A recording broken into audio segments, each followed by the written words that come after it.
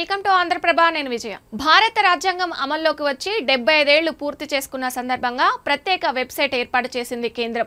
అందులో రాజ్యాంగ పరిషత్ చర్చలు, నివేదికలు అందుబాటులో ఉంటాయని కేంద్ర సాంస్కృతిక శాఖ పేర్కొంది. నవంబర్ 26 నుంచి ఏడాది పొడవునా వేడుకలు నిర్వహిస్తున్నట్లు వెల్లడించింది.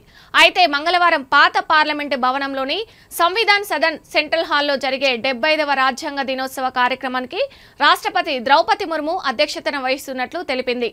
మంగళవారం నుంచి ఏడాది పొడవునా జరిగే వేడుకల్లో రాజ్యాంగ పీఠిక, సామూహిక పఠనం వంటి కార్యక్రమాలు నిర్వహిస్తున్నట్లు కేంద్ర సాంస్కృతిక శాఖ వెల్లడించింది.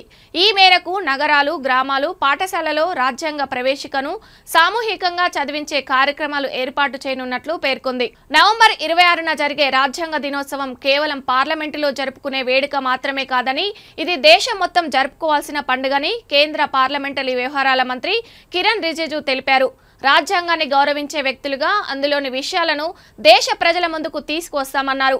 మంగళవారం రాజ్యాంగ నిర్మాతలకు నివాళులు అర్పిస్తున్నట్లు కిరణ్ రిజిజు పేర్కొన్నారు. రాజ్యాంగంపై వెబ్సైట్ ఏడాది పొడవునా సంబరాలు. భారత రాజ్యాంగం ఆమోదం పొంది 75 ఏళ్లు పూర్తి చేసుకున్న సందర్భంగా కేంద్ర ప్రభుత్వం constitution75.com పేరిట ప్రత్యేక వెబ్సైట్ను రూపొందించింది.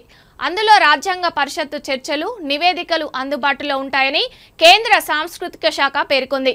నేటి నుంచి ఏడాది పొడవునా వేడుకలు నిర్వహిస్తున్నట్లు వెల్లడించింది. అందులో భాగంగా నగరాలు, గ్రామాలు, పాఠశాలల్లో రాజ్యాంగ పీఠిక, సామూహిక పఠన కార్యక్రమాలు ఏర్పాటు చేయనున్నట్లు పేర్కొంది. దానికి సంబంధించిన వీడియోలను వెబ్సైట్లో అప్లోడ్ చేసి ధృవపత్రాలు పొందవచ్చని వివరించింది.